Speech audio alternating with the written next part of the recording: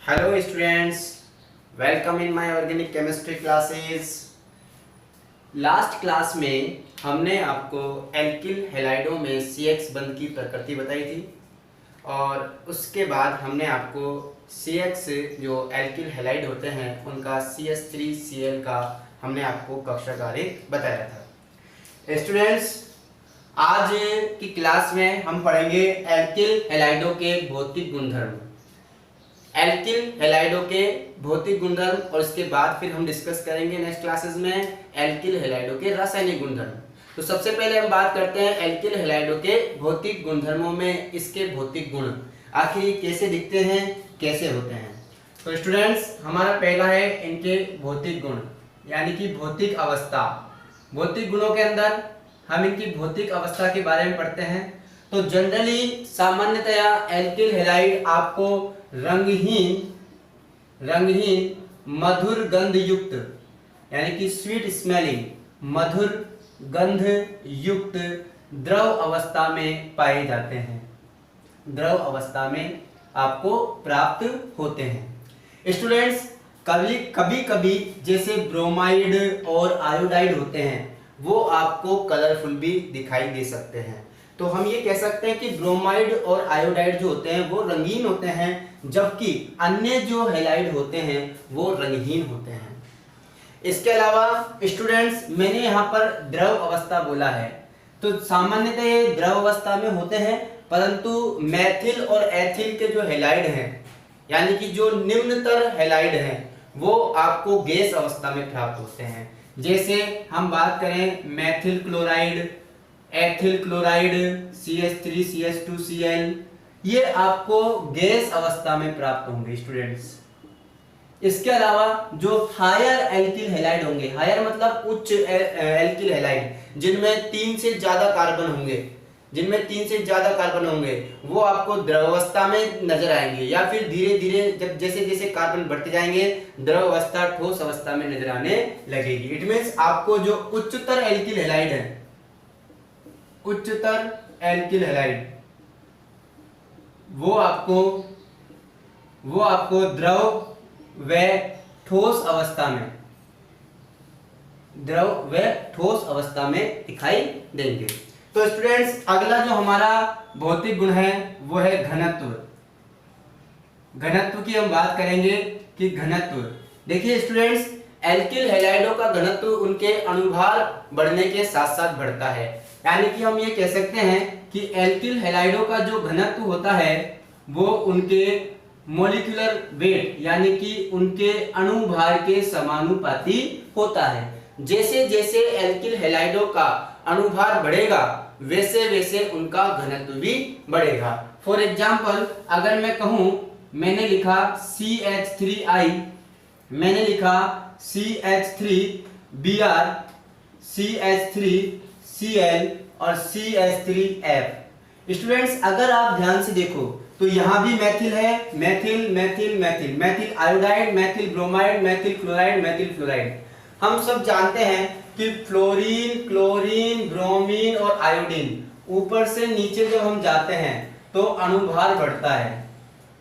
इनका जो मॉलिक्यूलर भार है, इनका जो आणविक भार है, इनका जो परमाणु भार है वो बढ़ता है। इसका मतलब देखो, इसमें CH3I का अणुभार सबसे ज्यादा होगा, इसलिए घनत्व भी सबसे ज्यादा होगा। तो ये इनके घनत्व का क्रम है, घनत्व का क्रम, घटता क्रम है। सबसे ज्यादा CH3I, उसके बाद CH3Br, उसके बाद CH3Cl, उसके बाद CH3F। इसी तरह अगर मैं बात करूं एल्किल ग्रुप के बढ़ने से, अगर मान लो आपका हैलाइड ग्रुप फिक्स हो, फॉर एग्जांपल मैं आपको बताता हूं, जैसे मैंने लिया CH3I, ठीक है, फिर मैं लेता हूं this is the Maithil iodide, फिर मैं लेता हूं CH2I एथिल आयोडाइड, फिर मैं लेता हूं CH3CH2I प्रोपिल आयोडाइड, और फिर मैं लेता हूं CH3CH2CH2I यानी कि ब्यूटिल आयोडाइड।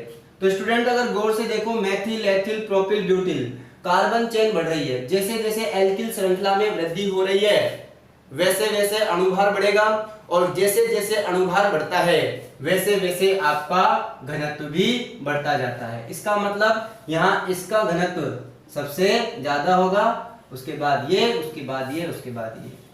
अगर हम बात करें प्राइमरी, टर्सरी और सेकेंडरी एल्किल हैलाइडों की, तो स्टूडेंट्स ध्यान से देखिएगा, ये आपका CH3, CH2, CH2 और I, this is the primary alkyl halide, ठीक है। और अगर मैं इसी की बात करूं CH3, CH, CH3, I, ये सेकेंडरी, और इसी में this is tertiary.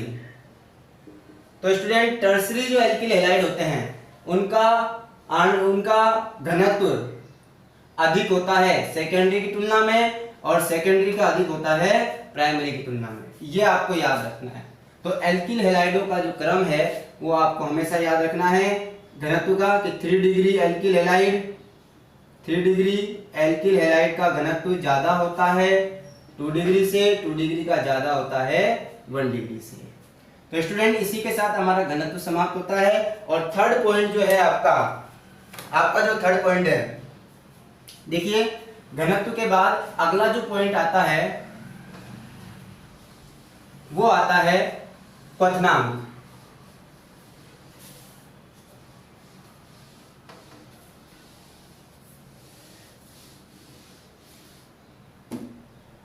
Students next तीसरा जो भौतिक गुण है वो है क्वथनांक, कि क्वथनांक कैसे परिवर्तित होता है। तीसरा भौतिक गुण हम पढ़ते हैं क्वथनांक, बॉइलिंग पॉइंट। क्वथनांक को इन शॉर्ट में बीपी कहूंगा। BP is not a blood pressure, BP here is boiling point, क्वथनांक। तो देखिए क्वथनांक कैसे इफेक्ट डालता है और एल्किल हैलाइडों का क्वथनांक कैसे प्रभावित होता है, किन एल्किल हैलाइडों का क्वथनांक ज्यादा होता है, किन एल्किल हैलाइडों का क्वथनांक कम होता है, ये सब हम यहाँ पर डिस्कस करते हैं। देखिए स्टूडेंट्स क्वथनांक का भी अगर मैं बात करूं, पहला पॉइंट कि जो क्वथनांक होता है, क्वथनांक, ठीक है, ये भी आपका डायरेक्टली प्रोपोर्शनल होता है अणुभार की। क्वथनांक डायरेक्टली प्रोपोर्शनल अणुभार, यानी कि मैं ये कह सकता हूं कि जैसे जैसे एल्किल हैलाइडों का मॉलिक्यूलर वेट इंक्रीज होता है, बढ़ता है, वैसे वैसे उनका क्वथनांक भी बढ़ता है। पहला पॉइंट। तो हम ये कह सकते हैं कि एल्किल हैलाइड अपने संगत एल्केनों से अधिक क्वथनांक वाले होते हैं। फॉर एग्जाम्पल जैसे मैं बात करता हूं एक एथेन की और एक एथिल क्लोराइड की, और अगर मैं आपसे पूछूं कि किसका क्वथनांक अधिक होगा, तो देखो स्टूडेंट्स हमेशा याद रखो, ये रहा ethane CH3 this is ethane, and इसी से बनता है एथिल क्लोराइड। जब हम एक हाइड्रोजन रिप्लेस कर देंगे तो CH3 CH2Cl। तो स्टूडेंट्स यहां पर हमने देखा कि ये तो है एथेन यानी कि एल्केन, ठीक है, और ये है एथिल क्लोराइड यानी कि एल्किल हैलाइड। तो एक पॉइंट हमेशा याद रखेंगे कि एल्किल हैलाइडों का क्वथनांक उनके संगत एल्केनों से सदैव अधिक होता है। एल्किल हैलाइडों का क्वथनांक उनके संगत एल्केनों से सदैव अधिक होता है। अब इसके पीछे रीजन पूछेगा कि क्या कारण है कि आखिर एल्किल हैलाइडों का क्वथनांक उनके संगत एल्केनों से अधिक होता है। संगत का मतलब होता है कि लगभग समान अनुभार वाले, या संगत का एल्केन हम ये कह सकते हैं, संगत का मतलब होता है कि ऐसे एल्किल हैलाइड जो उनके एल्केनों से, यानी कि जिनसे वो जनरेट हुआ है, जिनसे वो पैदा हुआ है। एथिल क्लोराइड किससे बना? एथेन से। इसी तरह प्रोपिल क्लोराइड किससे बनेगा? प्रोपेन से। तो प्रोपिल क्लोराइड का क्वथनांक किससे अधिक होगा? प्रोपेन से अधिक होगा। अब क्वेश्चन पूछता है कि ऐसा क्यों होता है, क्या रीजन है? तो इसके पीछे रीजन सुनेंगे कि एल्किल हैलाइड जो होते हैं वो ध्रुवीय प्रकृति के होते हैं। मैंने आपको बताया था कि एल्किल हैलाइडों में CX बंध ध्रुवीय प्रकृति का होता है, और ध्रुवीय प्रकृति के कारण एल्किल हैलाइडों के जो अणु होते हैं उनमें द्विध्रुव आकर्षण बल पाया जाता है, और इस द्विध्रुव आकर्षण बल के कारण इनके क्वथनांक इनके संगत एल्केनों से अधिक हो जाते हैं। स्टूडेंट्स द्विध्रुव आकर्षण बल एक प्रकार का वांडर वाल बल है, आपको पता है। वांडर वाल बल कई प्रकार के होते हैं, मैंने आपको बताया था। तो वो आकर्षण बल अन्य आकर्षण इसमें जो लगता है उससे अधिक होता है। आप ये कह सकते हैं कि एल्किल हैलाइड ध्रुवीय प्रकृति के होते हैं, जिसके कारण इनके अणुओं के मध्य द्विध्रुव आकर्षण बल पाया जाता है। अतः एल्किल हैलाइडों का क्वथनांक उनके संगत एल्केनों से अधिक होता है। So simple. ठीक है, तो पहला पॉइंट हमारा बनता है कि इनका जो क्वथनांक है वो अनुभार करने के साथ बढ़ेगा। दूसरा पॉइंट हमारा बनता है कि इनका जो क्वथनांक होता है एल्किल हैलाइडों का इनके संगत एल्केनों से अधिक होता है। तो हमारा दूसरा पॉइंट बनेगा एल्किल हैलाइडों का क्वथनांक, एल्किल हैलाइडों का क्वथनांक इनके संगत एल्केनों से, संगत एल्केन बोले तो लगभग समान अनुभार वाले, जिनका अनुभार समान हो, लगभग समान अनुभार वाले, समान अनुभार वाले। ठीक है, तो एल्किल हैलाइडों का क्वथनांक उनके संगत एल्केनों से अधिक होता है, अधिक होता है। इसके पीछे रीजन क्या देंगे, कारण मैं लिख देता हूं। कारण क्या लिखेंगे कि एल्किल हैलाइड ध्रुवीय प्रकृति के होते हैं, एल्किल हैलाइड ध्रुवीय प्रकृति के होते हैं, ध्रुवीय प्रकृति के होते हैं, जिसके कारण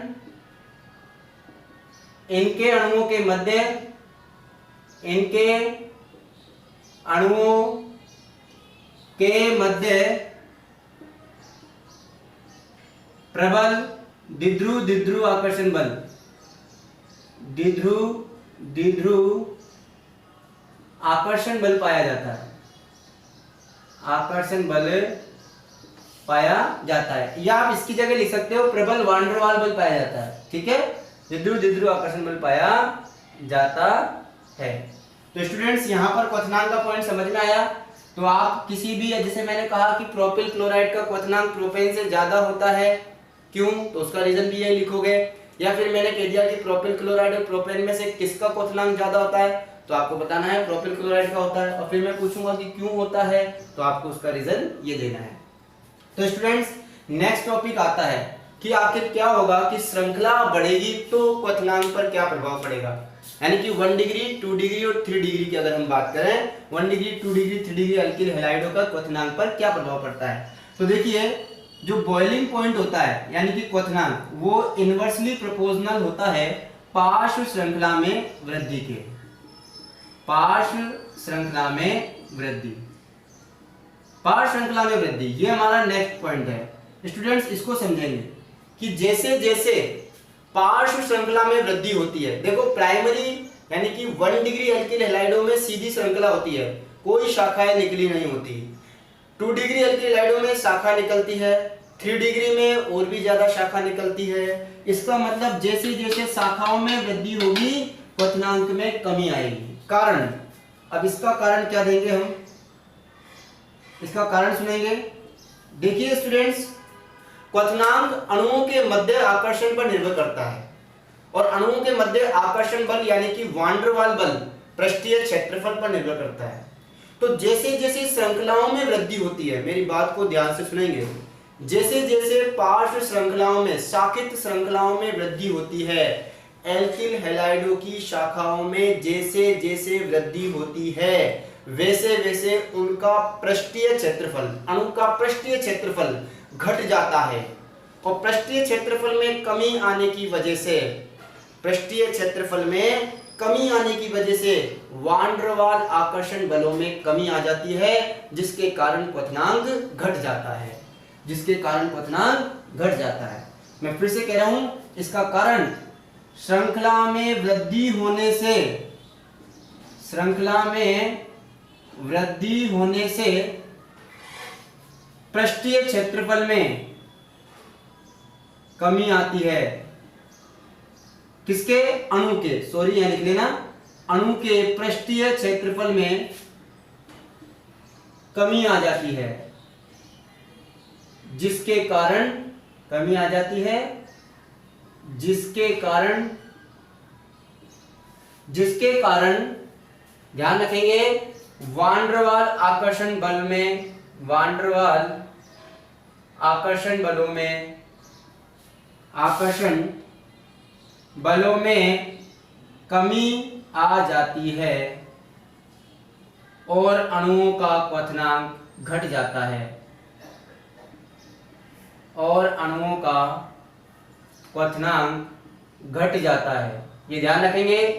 तो इसीलिए 3 डिग्री एल्किल हैलाइड में ज्यादा शाखाएं होती हैं, तो 3 डिग्री एल्किल हैलाइड का जो क्वथनांक है वो 2 डिग्री एल्किल हैलाइड से कम होगा। ठीक है, तो देखो 3 degree alkyl halide CH3 CH3 CH3 और ये आपके पास आता है 3 degree alkyl halide. It means butyl, तृतीयक ब्यूटिल आयोडाइड का जो क्वथनांक है वो कम होगा किससे?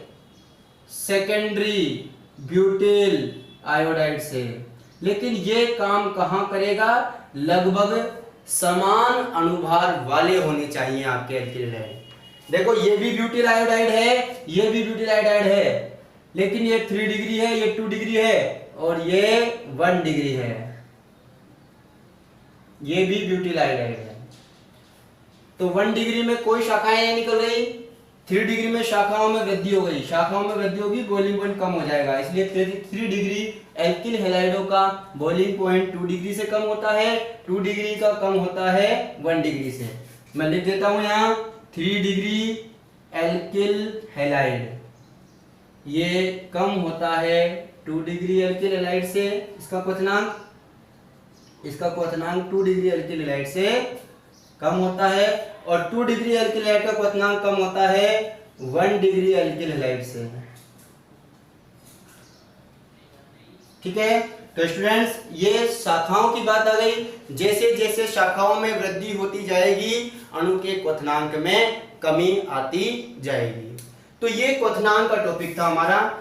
अनुभार बढ़ेगा, क्वथनांक बढ़ेगा, लेकिन यदि अनुभार लगभग समान आ जाए तो फिर क्या करना है? तो एल्किल हैलाइडों का क्वथनांक संगत एल्केनों से हमेशा अधिक होता है, कारण हमने आपको बता दिए। और यदि पार श्रृंखला में वृद्धि कर दी जाए, यानी कि शाखाएं बढ़ा दी जाए, तो फिर यहाँ पर आपका 3 डिग्री एल्किल हैलाइड का क्वथनांक कम हो जाएगा 2 से, 2 का कम हो जाएगा 1 से। ठीक है स्टूडेंट्स, यहाँ मैंने आपको बता दिया क्वथनांक अनुभार के समानुपाती होता है। इट मींस अगर मैं यहाँ का भी एक एग्जांपल लूं, इसका एक एग्जांपल लूं, तो मैंने लिखा CH3I, CH3Br, CH3Cl और CH3F। यहाँ पर एल्किल ग्रुप सेम है तो एल्किल ग्रुप का कोई इफेक्ट नहीं पड़ेगा। यहाँ पर fluorine, chlorine, bromine, iodine, iodine का अनुभार यानी कि मेथिल आयोडाइड का अनुभार सबसे ज्यादा निकलेगा, क्योंकि आयोडीन का परमाणु भार ज्यादा होता है। तो जिसका अनुभार ज्यादा उसका क्वथनांक भी, ठीक है, तो सबसे ज्यादा किसका होगा? मेथिल आयोडाइड का क्वथनांक ज्यादा होगा, उसके बाद मेथिल ब्रोमाइड, फिर मेथिल क्लोराइड और फिर मेथिल फ्लोराइड। तो स्टूडेंट्स ये आपका क्वथनांक का टॉपिक पूरा होता है। नेक्स्ट जो भौतिक गुण है नंबर 4, वो है विलेयता।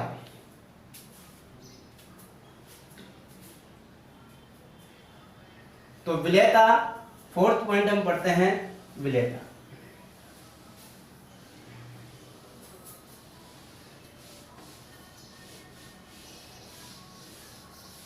फोर्थ पॉइंट, लास्ट पॉइंट है भौतिक गुणधर्मों का विलेयता।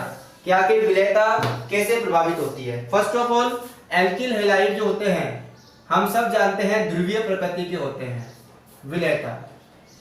ठीक है, we know very well alkyl halide ध्रुवीय प्रकृति के होते हैं। इसका मतलब ये जल में विलय होने चाहिए क्योंकि ध्रुवीय प्रकृति के, और हम जानते हैं जल ध्रुवीय प्रकृति का होता है। इसका मतलब ये समान समान को घोलता है, हम सब जानते हैं। लेकिन बच्चों ध्यान रखो, ऐसा नहीं है।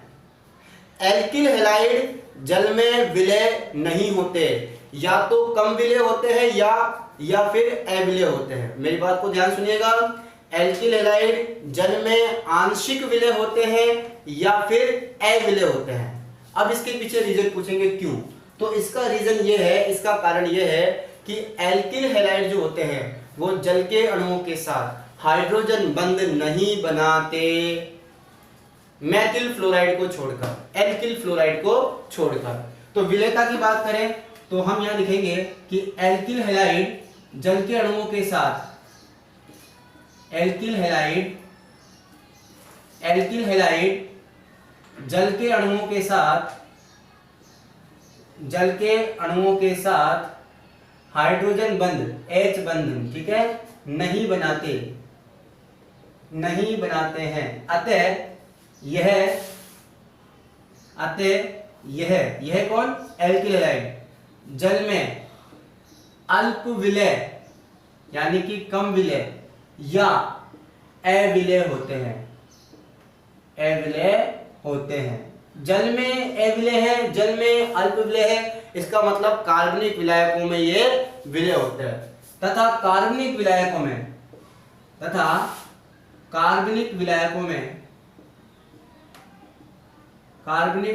में ये विलय होते हैं।